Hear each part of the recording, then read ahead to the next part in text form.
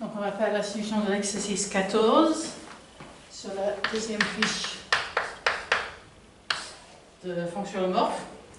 Donc là, j'ai une lacée gamma qui va de A, B dans C, Z qui n'est pas inclus dans l'image de gamma. Okay.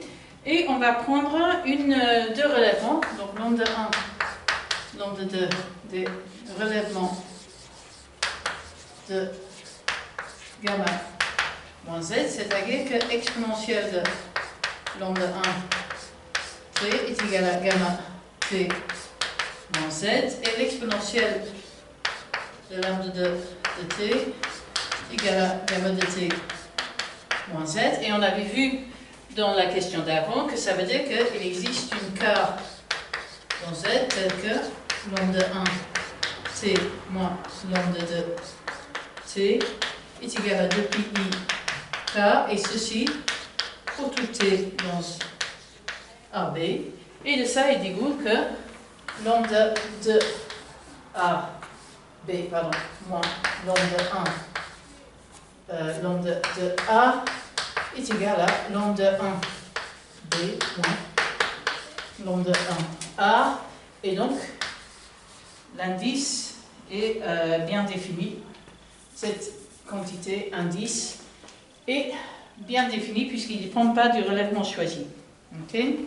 Donc, j'ai donc indice de lambda de z de gamma, c'est le nombre de fois que gamma moins z tourne autour de 0, qui est le nombre de fois que gamma tourne autour de z. Ok, ensuite, donc, quand j'ai gamma de classe C1, on a montré que il existe un relèvement qui est donné par, qu'on avait construit dans la fois d'avant, là, lambda de t est égal à z0 plus intégrale de 0 à t gamma prime s divisé par gamma de s gamma moins z prime de s divisé par gamma s moins z ds, ce qui est égal donc à z0 plus l'intégrale de 0 à t de gamma prime de s divisé par gamma de s moins z ds. Ce qui donne du coup, si je calcule l'indice avec cette valeur particulière de relèvement, que indice gamma par rapport à l'indice de z, gamma par rapport à z, qui est lambda de b moins lambda de a divisé par 2 pi i, c'est égal à 1 2 pi i fois l'intégrale de a à b de gamma de s gamma prime de s divisé par gamma de s moins z ds. Ok, donc ensuite j'ai 4, donc j'ai cette θ qui est strictement croissance et donc part de A à B et qui arrive dans un certain alpha bêta, et j'ai supposé que n est plus grand ou égal à 10, donc j'ai bêta moins d'alpha qui est égal à 2 pi fois n. Okay. Et donc maintenant, je regarde sur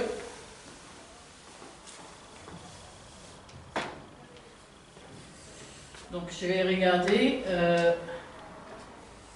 Donc c'est la fonction f qui va de alpha, bêta, moins 2pi sur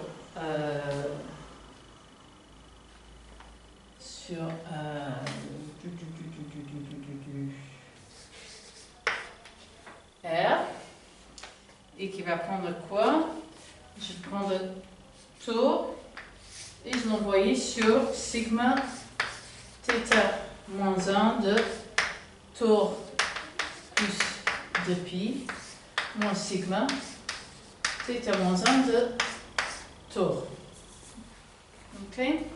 Et je note que comme gamma de A est égal à gamma de B et si exponentielle de un certain Z1 égale exponentielle de ZE implique que la partie réelle de Z1 est égale à la partie réelle de Z2, j'ai que sigma de alpha est égal à sigma de phi moins θ moins 1 de alpha est égal à sigma de alpha moins 1 de bêta.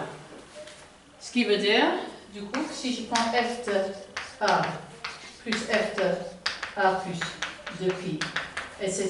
jusqu'à f de A plus n moins 1 de pi, ceci est égal à f de A moins f de B, ce qui est égal à ceci est égal à sigma de A moins sigma de B, et donc ça c'est 0. Donc ça veut dire que soit f de A est égal à 0, soit f prend des valeurs positives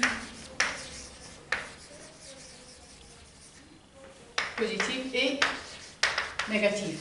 Ok, donc dans ce cas, par le TDI, il existe un taux tel que f de taux est égal à 0. Ok?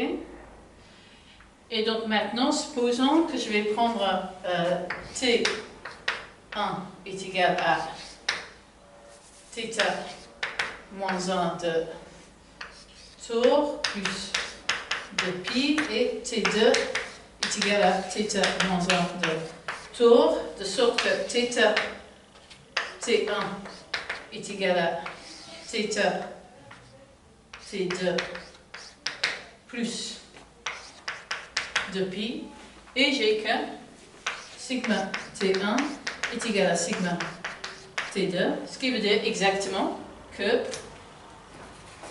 ils ont la même